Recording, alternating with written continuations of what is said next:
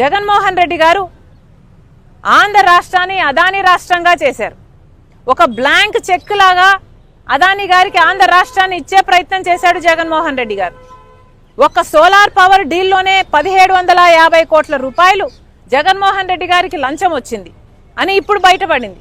కానీ Gangavaram port 10% government వాటాని జగన్మోహన్ రెడ్డి గారు అప్పనంగా 9,000 కోట్ల రూపాయలు విలువ చేస్తే అదానీ గారికి 640 కోట్లకే అమ్మేశారు. ఇది అన్యాయం కాదా? రాజశేఖర రెడ్డి గారే 30 ఏళ్లకు ఆ పోర్టు మళ్ళీ ప్రభుత్వం చేతుల్లోకి రావాలి అని అంటే 15 ఏళ్లు గడిచేపోయా. ఇంకో 15 ఏళ్లలో ఆ పోర్టు ప్రభుత్వం చేతుల్లోకి వచ్చేది. ఆ వీలే లేకుండా చేశాడు జగన్మోహన్ రెడ్డి గారు. మరి అలాంటి దాంట్లో ఎంత లంచం వచ్చుండాలి జగన్మోహన్ రెడ్డి గారికి? మరి ఇవేవి ఎంక్వైరీ చేయాల్సిన అవసరం లేదా?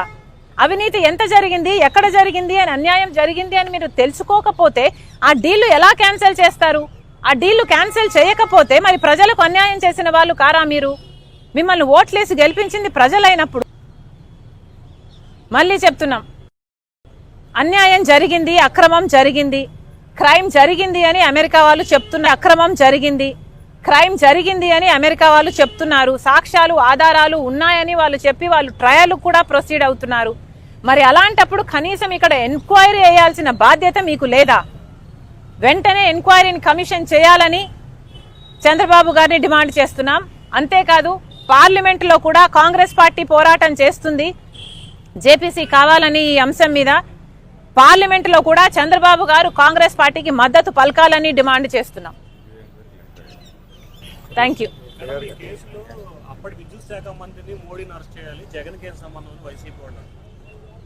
ఏంటమ్మా అమ్మా, వాళ్ళ పేపర్ల ప్రకారము, సాక్ష్యాలు ఆధారాలతో ప్రకారము జగన్మోహన్ రెడ్డి గారిని మోడీ గారు కలిశారు, ఫలాని తేదీ కలిశారు అని ఆధారాలు ఉన్నాయి వాళ్ళ దగ్గర.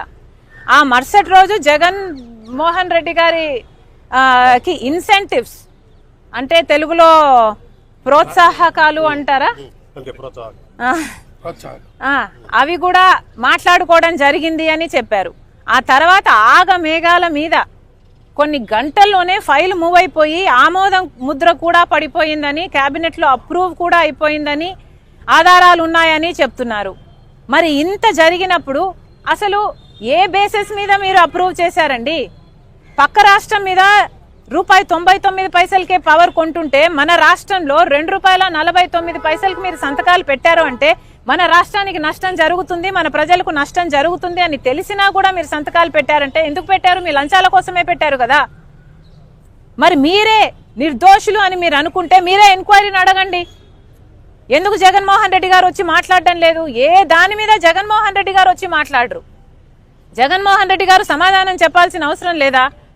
నేనేం తీసుకోలేదు, నా బిడ్డల మీద ప్రమాణం చేస్తున్నాను, నేను ఒక్క పైసా కూడా తీసుకోలేదు అదాని దగ్గర అని ఎందుకు ప్రమాణం చేసి చెప్పడం లేదు జగన్మోహన్ రెడ్డి గారు?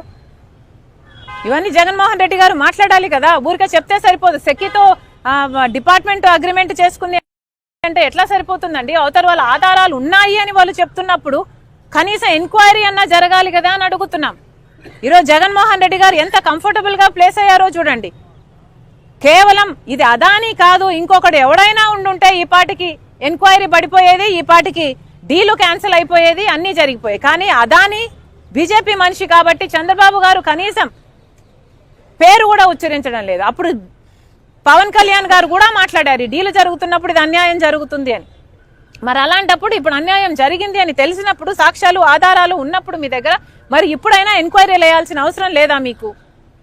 ప్రజలు ఇచ్చిన అధికారం కదా, మరి వాళ్ళకు అన్యాయం జరుగుతుంటే మీరు ఎలా ఊరుకున్నారు అని ప్రశ్నిస్తున్నాం.